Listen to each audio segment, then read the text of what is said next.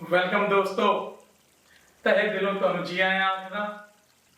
सत श्री अकाल, नमस्ते एंड सलाम वालेकुम टू यू दोस्तों। आज एक बार फिर तो मैं नरेश कोहली तुहाडी सेवा च हाज़र हाँ तहे दिलों और पूरी उम्मीद लैके कि अज दे सैशन नू बहुत ही वधिया तरीके नाल एग्जीक्यूट करांगा और ਤੁਹਾਡੀ ਐਂਬੀਸ਼ਨਸ ਤੇ ਪੂਰਾ ਉਤਰਾਂਗਾ। सो दोस्तों, आज का session part 2 of last session psychological fear and complex. Last session बहुत अच्छा गया थोड़े सारे दे नाल, बड़ा अच्छा लगा। मैं अपने सैशन नू एक दो बार रिपीट करके आप भी देखा और बड़ी अच्छी फीलिंग आई कि एक डेप्थ नू तय किया उस सैशन दे विच साइकोलॉजिकल फियर और कॉम्प्लेक्स नू लैके। सो दोस्तों, मैं उम्मीद करना कि पिछले session they which psychology of fear and complex के बारे तुहानू काफ़ी नॉलेज हो गई है। चलो आज अगे बढ़ते हैं बहुत ही अच्छी नीयत के नाल, बहुत ही पॉजिटिव एनर्जी नाल होर अगे डेप्थ तय करते हैं, एक अच्छी एनर्जी को मेनटेन करते हैं। दोस्तों, लास्ट टाइम गल की सी कि जदों आप आने जन्म होंदा एक बच्चे के रूप में आप होंगे ना, साडी साइकोलॉजी दे विच कोई फियर होंदा ना कॉम्प्लेक्स होंदा और असी एक सुपर कॉन्शियस माइंड दे विच इस कायनात का एक हिस्सा बन के बड़ा ही महकते हुए आने और मन दे विच साडी खुशियां खुशियां का अंबार होंदा। बचपन बहुत एक प्लैटिनम एक गोल्डन पीरियड होंदा साडा और 6 साल की उम्र तक असी एक ऐसा सफर तय करते हैं जिथे असी अपनी पेरेंटिंग तो, एजुकेशन तो, रिलेशन सर्कल तो, रिलेटिव्स तो, सोशल सर्कल तो, मीडिया तो काफ़ी कुछ 6-8 साल की उम्र तक कॉन्शियस होना सीख जाते हैं कि चंगा आ माड़ा आ, ऊंच नीच, रिलीजन। सो साडा जो सुपर कॉन्शियस माइंड जो एक इस यूनिवर्स दे विच कलैक्टिव हैप्पीनेस दे विच सीगा, उन्होंने कॉन्शियसली आपां पार्ट्स दे विच बनता सारे एस्पेक्ट्स ऑफ लाइफ नू लैके, रिलीजन नू लैके वो डिफरेंशिएशन जो साडे माइंड दे विच बन जाती है, कंपैरिजन चार्ट असी हर चीज नू लैके बना लग जाते हैं। देखा जाए उम्र के हिसाब नाल इस कंपैरिजन का कद, इस कॉम्पीटिशन का कद साडे साइकोलॉजिकल वर्ल्ड दे विच वड्डा होंदा जांदा और जारे भी यही सीगी कि असी साडे पेरेंट्स वालों भी, साडी एजुकेशन सिस्टम तो, साडे समाज तो असी ये सब कुछ किवें सीखिया और क्यों सीखिया। रिलीजन तो भी बहुत कुछ सीखिया और क्यों सीखिया। रीजन बिहाइंड एंबिशंस साडियां पेरेंट्स दियां साडे वास्ते, फिर साडियां अपने वास्ते, फिर साडियां साडे अगे बच्चों वास्ते and so on. A perpetual succession जो सानू गिफ्ट मिलता है, असी भी अपने बच्चों को सेम तहे दिलों गिफ्ट कर देंगे हैं और सानू इसका इन्ना ज्ञान नहीं होंदा कि इस कॉम्पीटिशन नू, इस एंबिशंस नू पूरा करने लिए जो असी कॉम्पीटिशन सीखते हैं अपने ही पेरेंट्स तो, अपने ही एजुकेशन तो, अपने ही समाज तो, अपने ही रिलीजन तो और अगे अपने बच्चों को यही सिखाने हैं। रीजन,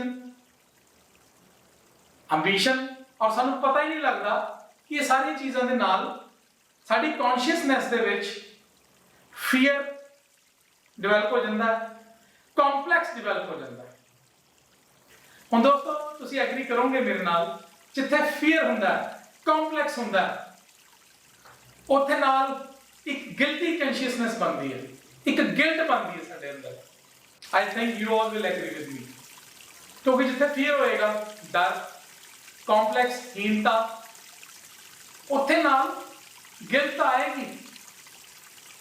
हुण गिल्ट मतलब अपने आप नाल नाराजगी, अपने आप को अपराधी मनना, और एक जो कंटेंट माइंड सैट असी लैके आए सी अपने जन्म ते, उस तो बाहर निकलना। हुण जदों असी अपने आप को पल पल हर पल अपनी ही एंबिशंस नूं पूरा करन लई competition competition competition compete and reward compete and reward compete and reward, इस प्रोसेस दे विच साडे माइंड की कंटैंपलेशन होंदी रहिंदी है। और यही कंटैंपलेशन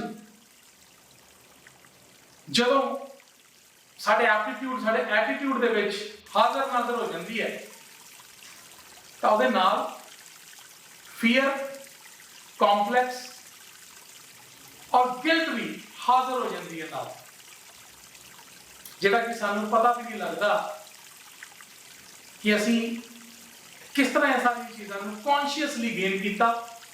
और जवानी की उम्र तक, टीन एज तो बाद और उस तो बाद भी अज तक भी जिहड़ा इंसान जिथे तक भी चलता आ रहा, उन्होंने पता ही नहीं लगता कि ये चीज़ों का कद उहदे अंदर कितना बड़ा हो जाता है।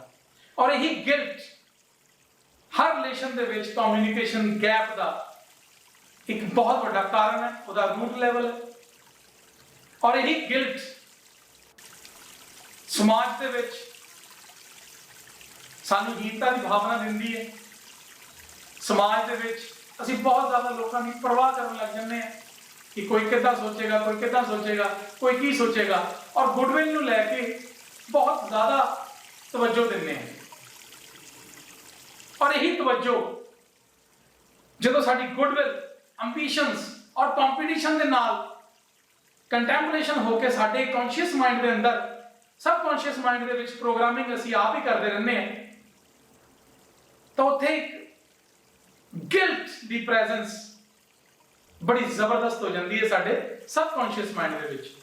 फिर की होंदा है कि हर असी अपनी कमर्शियल लाइफ की कोई भी कमर्शियल लाइफ के एस्पेक्ट को लैके कोई भी आपां एग्जीक्यूशन करनी है, या डोमेस्टिक लाइफ के एस्पेक्ट को लैके किसी भी रिलेशनशिप कुछ भी एग्जीक्यूशन करनी है, तो साडे अंदर एक डर पनपदा है। और वही डर सानू अपने आप अपने लिए अपराधी बना दिंदा है। वो किस तरह? देखो,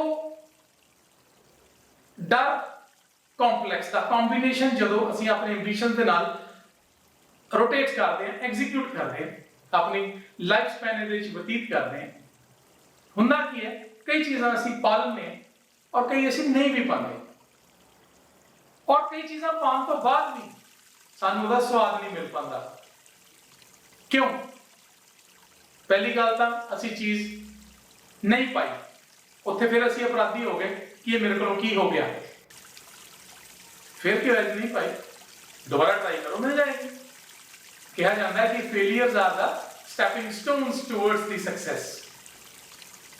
सगों अगली बारी बढ़िया तरीके ना मिलेगी, पर नहीं, नाराजगी, गिल्ट, और यही गिल्ट साडे अंदर कई तरह के डिसईज फैक्टर्स नु डेवलप करती है, और वही डिसईज फैक्टर्स डिजीजेस बनती है, इलनेस का रूप साडे अंदर धारण होता है। और जो असी किसी चीज को पाके भी सैटिस्फाइड नहीं होंगे, और वो क्यों नहीं होंगे? क्योंकि उन्हें पाने दे विच असी बड़ा कुछ सैक्रीफाइस कर देते हैं। लाइफ के कई एस्पेक्ट्स नू, रिलेशनशिप्स नू, कमर्शियल एस्पेक्ट्स दे विच, और सब तो पहला अपने ही लाइफ स्पैन नू लैके असी किसी वेले ऐसी गलती कर देते हैं कि वो चीज़ पाने तो बाद भी सानू उहदा उन्ना नज़ारा या उन्ना मज़ा नहीं मिल पाता। रीजन फिर वही कि साडे चारों फैक्टर्स रिस्पॉन्सिबल ने साडे बचपन तो लैके अज तक, पेरेंटिंग, एजुकेशन, समाज एंड रिलीजन। और ये सारी चीज़ों के नाल fear complex and guilt। ਹੁਣ ਚੀਜ਼ ਨੂੰ ਪਾ ਲਿਆ ਤਾਂ ਵੀ ਗਿਲਟ ਹੋ ਸਕਦਾ ਕਿਸੇ ਗਲਤ ਤਰੀਕੇ ਨਾਲ ਅਪਣਾ ਕੇ ਪਾਇਆ ਹੋਵੇ,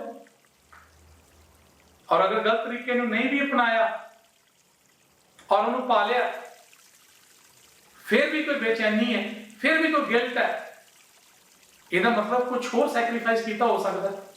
ਲੀਗਲੀ ਸਾਰਾ ਕੁਝ ਸਹੀ ਹੈ ਬਟ ਲਾਈਫ ਦੇ ਕੋਈ ਹੋਰ ਫੈਕਟਰਸ ਜੋ ਅਸੀਂ ਸੈਕਰੀਫਾਈਸ ਕਰਦੇ ਅਸੀਂ ਆਪਣੇ ਆਪ ਨਾਲ ਉਹਨਾਂ ਐਗਰੀ ਨਾ ਕਰੀਏ। ਸੋ ਦੋਸਤੋ ਦੇਖੋ ਕਿੰਨਾ ਕੰਪਲੈਕਸ ਇਹ ਸਟਰਕਚਰ ਸਾਡੇ ਅੰਦਰ ਬਣ ਜਾਂਦਾ ਹੈ।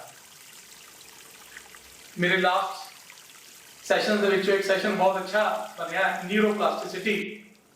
ਨਿਊਰੋ ਮਤਲਬ ਸਾਡਾ ਬ੍ਰੇਨ, ਪਲਾਸਟਿਸਿਟੀ ਮਤਲਬ ਕਿ ਸਾਡਾ ਬ੍ਰੇਨ ਹਰ ਪਲ ਕੁਝ ਨਵਾਂ ਸਿੱਖ ਰਿਹਾ, ਕੁਝ ਕਰ ਰਿਹਾ। ਜਿਵੇਂ ਕਿ ਆਪਾਂ ਪਲਾਸਟਿਕ ਨੂੰ ਮੋਲਡ ਕਰਕੇ ਕੋਈ ਵੀ ਸ਼ੇਪ ਦੇ ਸਕਦੇ ਹਾਂ, ਐਦਾਂ ਹੀ ਅਸੀਂ ਆਪਣੇ ਬ੍ਰੇਨ ਨੂੰ ਕੋਈ ਵੀ ਸ਼ੇਪ ਦੇ ਸਕਦੇ ਹਾਂ। ਉਹ ਸੈਸ਼ਨ ਵੀ ਤੁਸੀਂ ਜ਼ਰੂਰ ਦੇਖਣਾ ਜਿਹਨਾਂ ਸੱਜਣਾ ਮਿੱਤਰਾਂ ਨੇ ਨਾ ਦੇਖਿਆ ਹੋਵੇ। ਬੜੀ ਡੈਪਥ ਦੇ ਵਿੱਚ ਤੁਹਾਨੂੰ ਆਪਣੇ ਬ੍ਰੇਨ ਦੇ ਕਨਸੈਪਟਸ ਨੂੰ ਲੈ ਕੇ, ਨਿਊਰੋਲੋਜੀਕਲ ਪੈਟਰਨਸ ਨੂੰ ਲੈ ਕੇ ਕਾਫੀ ਨੌਲੇਜ ਮਿਲੇਗੀ। ਸੋ ਦੋਸਤੋ ਜਦੋਂ ਗਿਲਟ ਸਾਡੇ ਅੰਦਰ ਸਾਡੀ ਪੱਕੀ ਹਾਜ਼ਰੀ ਸਾਡੇ ਅੰਦਰ ਹੋ ਜਾਂਦੀ ਹੈ, ਸਾਡੀ ਇੱਕ ਬੈਸਟ ਫਰੈਂਡ ਬਣ ਜਾਂਦੀ ਹੈ ਡਰ ਦੇ ਨਾਲ। ਵੀ ਦੇਖੋ ਕੋਈ ਵੀ ਆਪਾਂ ਚੀਜ਼ ਕਰਦੇ ਹਾਂ, ਹਰ ਚੀਜ਼ 'ਚ ਅਸੀਂ ਪ੍ਰੀਕਾਸ਼ਨ ਵਰਤਦੇ ਹਾਂ। Precaution what is precaution? ਇੱਕ ਲੈਵਲ ਤੱਕ ਕੀਤਾ ਗਿਆ, ਇੱਕ ਨਾਰਮਲ ਰੂਟੀਨ ਹੈ, ਬਟ ਉਸੇ ਪ੍ਰੀਕਾਸ਼ਨ ਨੂੰ ਬਹੁਤ ਜ਼ਿਆਦਾ ਕੌਨਸ਼ੀਅਸਨੈਸ ਦੇ ਕੇ ਅੱਛਾ ਟਾਈਮ ਸਪੈਂਡ ਕਰਕੇ ਉਹਨੂੰ ਐਗਜ਼ੀਕਿਊਟ ਕੀਤਾ ਜਾਵੇ ਤਾਂ ਇੱਕ ਡਰ ਬਣ ਜਾਂਦਾ ਹੈ। ਔਰ ਉਹੀ ਡਰ ਫਿਰ ਸਾਡੇ ਅੰਦਰ ਕੋਈ ਹੀਨਤਾ ਦੀ ਭਾਵਨਾ ਲੈ ਕੇ ਆਉਂਦਾ ਹੈ, ਕਿਸੇ ਤਰ੍ਹਾਂ ਦਾ ਵੀ ਕੰਪਲੈਕਸ, ਇਨਫੀਰੀਅਰਿਟੀ ਕੰਪਲੈਕਸ ਹੋ ਸਕਦਾ ਹੈ, ਸੁਪੀਰੀਅਰਿਟੀ ਕੰਪਲੈਕਸ ਹੋ ਸਕਦਾ ਹੈ।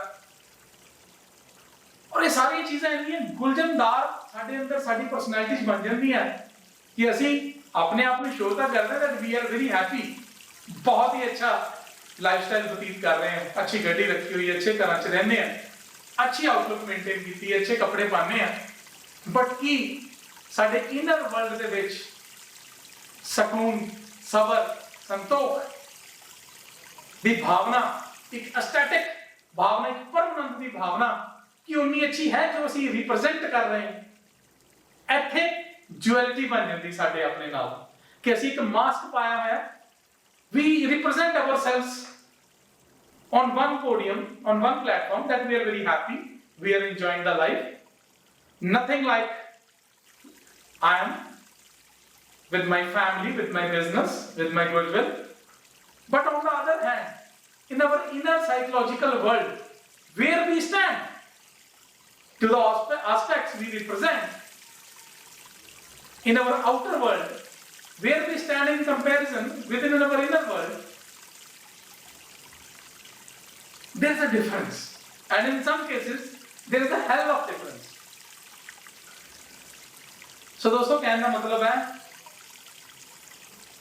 कि जो साडी इनर पर्सनैलिटी होनी चाहिए है और साडी जो आउटर पर्सनैलिटी बनेगी वो इनर तो बनेगी।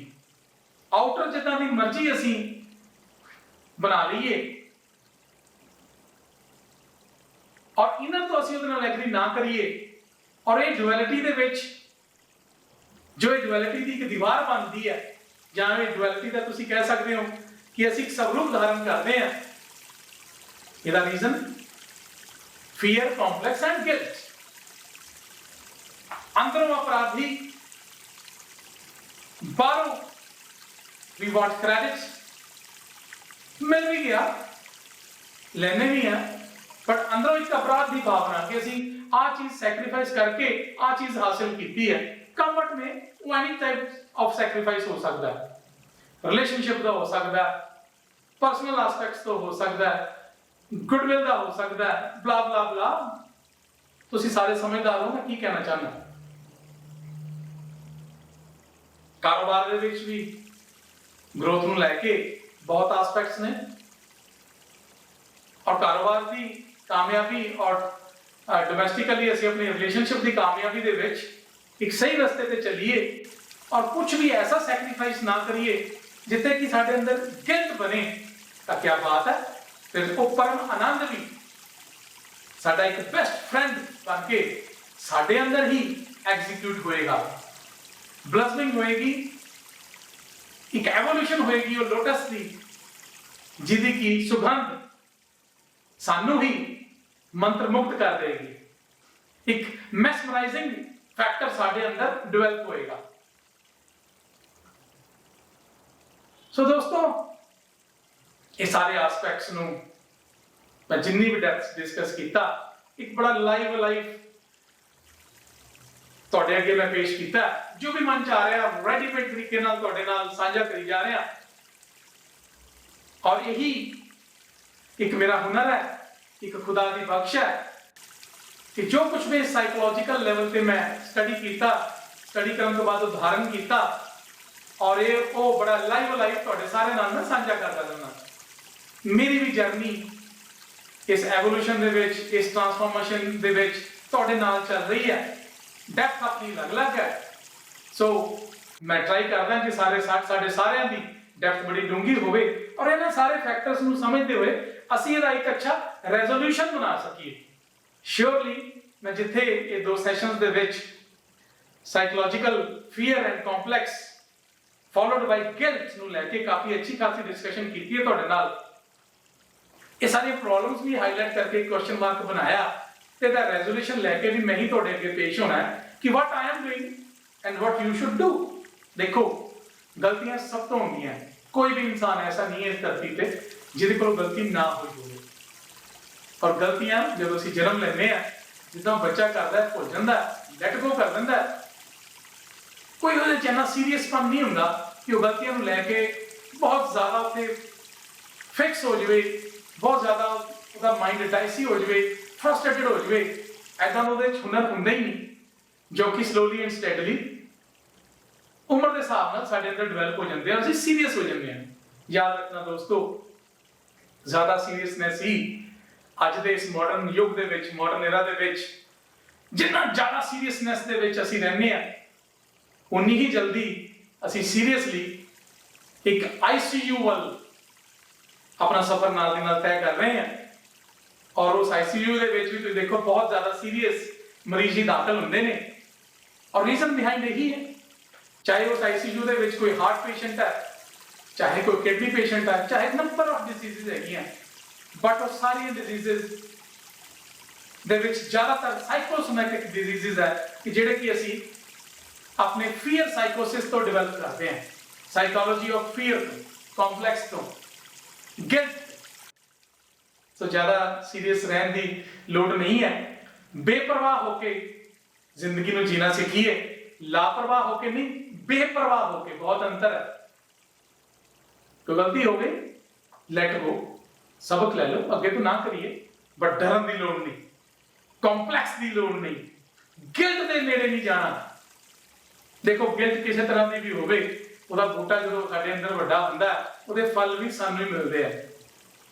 ਕਈ ਤਰ੍ਹਾਂ ਦੀ ਬਿਮਾਰੀਆਂ, ਜਿਹਦਾ ਲਕਵਾ, ਜਿਹਨੂੰ ਆਪਾਂ ਪੈਰਾਲਿਸਿਸ ਕਹਿ ਦਿੰਦੇ ਆ, ਇਹ ਵੀ ਇੱਕ ਬਿਮਾਰੀ ਜ਼ਿਆਦਾਤਰ ਗਿਲਟ ਤੋਂ ਬਖਸ਼ੀ ਹੋਈ ਹੁੰਦੀ ਹੈ ਕਿ ਕੋਈ ਵੀ ਗਿਲਟ ਸਾਡੇ ਅੰਦਰ ਜ਼ਿਆਦਾ ਵੱਡੀ ਹੋ ਗਈ ਤਾਂ ਉਹ ਲਕਵੇ ਦੀ ਬਿਮਾਰੀ ਸਰੀਰ ਨੂੰ ਮਾਰਦੀ ਹੈ। मतलब ਹੁੰਦਾ ਕਿ ਸਾਡੇ ਨਿਊਰੋਲੋਜੀਕਲ ਪੈਟਰਨਸ ਜਿਹੜੇ ਹੈਗੇ ਉਹ ਡਿਸਟਰਬ ਹੋ ਜਾਂਦੇ ਆ, ਔਰ ਉਹਦਾ ਡਿਸਟਰਬ ਹੋਣ ਤੋਂ ਬਾਅਦ ਸਾਡਾ ਬ੍ਰੇਨ ਪ੍ਰੋਪਰਲੀ ਐਗਜ਼ੀਕਿਊਸ਼ਨ ਸਾਡੀ ਬਾਡੀ ਦੇ ਵਿੱਚ ਫੰਕਸ਼ਨ ਨਹੀਂ ਕਰ ਪਾਉਂਦਾ। ਸੋ ਦੋਸਤੋ, ਬਹੁਤ ਅੱਛੀ ਡਿਸਕਸ਼ਨ ਅੱਜ ਵੀ ਹੋਈ ਹੈ ਤੁਹਾਡੇ ਨਾਲ। ਇਹਦੇ ਰੈਜ਼ੋਲੂਸ਼ਨਸ ਦੇ ਵੀ ਅਲੱਗ-ਅਲੱਗ ਸੈਸ਼ਨਸ ਅੱਗੇ ਮੈਂ ਇੱਕ ਦੋ ਹੋਰ ਬਣਾ ਕੇ ਤੁਹਾਡੇ ਅੱਗੇ ਪੇਸ਼ ਹੋਵਾਂਗਾ। मेरा ख्याल तुसी एग्री करोगे जो भी हुण तक मैं तुहाडे नाल डिस्कस कीता, बड़ा प्रैक्टिकल फॉर्म च डिस्कस कीता, पर कोई ऐसी गल नहीं कि असीं अपने आप नूं कोई इंप्रूव नहीं कर सकते, बहुत बढ़िया तरीके नाल इंप्रूव कर सकते हैं।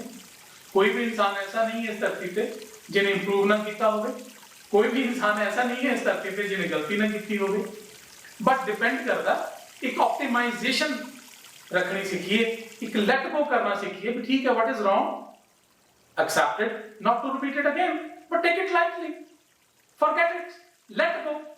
Into relationship also and into our commercial aspect also, चाहे साडी ਅਸੀਂ ਨੌਕਰੀ ਕਰਦੇ ਹਾਂ, ਚਾहे कोई बिजनेस या कारोबार कर रहे हैं। न्यूरोप्लास्टिसिटी अपने ब्रेन ਦੇ ਵਿੱਚ ਆਪਣੇ ਹੱਥੋਂ ਹੀ ਨਵੇਂ ਨਿਊਰੋਲੋਜੀਕਲ ਪੈਟਰਨਸ ਨੂੰ ਅਸੀਂ ਤਿਆਰ ਕਰ ਸਕਦੇ ਹਾਂ, ਪੁਰਾਣਿਆਂ ਨੂੰ ਡਿਮੋਲਿਸ਼ ਕਰ ਸਕਦੇ ਹਾਂ। ਮੈਂ ਉਹ ਨਿਊਰੋਪਲਾਸਟਿਸਿਟੀ ਦੇ ਸੈਸ਼ਨ ਦੇ ਵਿੱਚ ਇੱਕ ਕੈਮੀਕਲ ਸਟੇਜ ਡਿਸਕਸ ਕੀਤੀ ਸੀ, chemical neuroplasticity, structural neuroplasticity and functional neuroplasticity. Session ਨੂੰ ਦੇਖੋ, ਸਮਝਣਾ ਹੈ ਤੈਨੂੰ ਸਟੈਪ कि कोई भी अगर आदत आप पाली हुई है, मैं छोटा जिहा रेजोल्यूशन ही दस रहा जो भी प्रॉब्लम्स हाईलाइट कीतियां अपने इस टॉपिक को लेके कि कुछ भी अगर गलत है तो चेंज किदां करना, और न्यूरोप्लास्टिसिटी वाला सेशन तुसी जरूर देखना। सो दोस्तों, life is a learning, life is an opportunity to live. आए तो स्वर्ग च ही होए हैं, नरक की असी अपने हथों ही बना लेने हैं। सो ये भी कोई बहुत बड़ी गल नहीं है कि जे मैं कह दूं कि असी बहुत बढ़िया तरीके नाल कंटेंट माइंड सेट बना के रह रहे हैं और अपने आप को चेंज कर लिया, अपने न्यूरोलॉजिकल पैटर्न्स को असी चेंज कर लिया और बड़े कंटेंट माइंड सेट के नाल अपने जीवन में व्यतीत कर रहे हैं, डोमेस्टिकली भी कमर्शियली भी। तो ये एक मैं शब्द वरतन जा रहा कि असी कह सकते हैं कि असी स्वर्ग दे विच रहने हैं, और जे असी स्वर्ग दे विच इस धरती के उपर इस यूनीवर्स ते रहने हैं जो कि असी इस यूनीवर्स का पार्ट है, इहदी ब्लिस है, एक कॉन्शियसनेस है इस यूनीवर्स की, एक कलैक्टिव कॉन्शियसनेस है, एक सुपर कॉन्शियसनेस जो असी बचपन च गवा चुके हैं, जो सानू गिफ्ट मिली सी, अज भी हासिल कर सकते हैं। मकसद कोई भी होवे पाया जा सकता है साइकोलॉजिकली, अगर उन्हें समझ लिया तो साडे आउटर वर्ल्ड दे विच साडे अगे वो चीज़ां ऑटोमैटिकली पेश हो जानियां। सो मैं कहना जा रहा सी अगर स्वर्ग च रहने हैं तो जिन्हें जी ਅਸੀਂ ਇਸ स्वर्ग ਦੇ ਵਾਸੀ ਹਾਂ। ਜਦੋਂ ਸਾਡੀ ਬੋਡੀ ਤੋਂ એનર્ਜੀ ਦੀ ਟ੍ਰਾਂਸਫਾਰਮੇਸ਼ਨ ਹੋ ਜਾਂਦੀ ਹੈ, એનર્ਜੀ ਇਸ ਬੋਡੀ ਨੂੰ ਛੱਡ ਦਿੰਦੀ ਹੈ, ਤਾਂ ਅਸੀਂ ਲਿਖ ਦਿੰਦੇ ਹਾਂ स्वर्ग वासी। दोस्तों, जींदे जी स्वर्ग है और जींदे जी ही नरक है। ਹੁਣ ਨਰਕ ਦੇ ਵਾਸੀ ਹਾਂ ਕਿ स्वर्ग ਦੇ ਵਾਸੀ ਹਾਂ, ਆਪਣੇ ਆਪ ਨੂੰ ਐਨਾਲਾਈਜ਼ ਕਰਨ ਦੀ ਜ਼ਰੂਰਤ ਹੈ, ਔਰ ਇਹੀ ਐਨਾਲਾਈਜੇਸ਼ਨ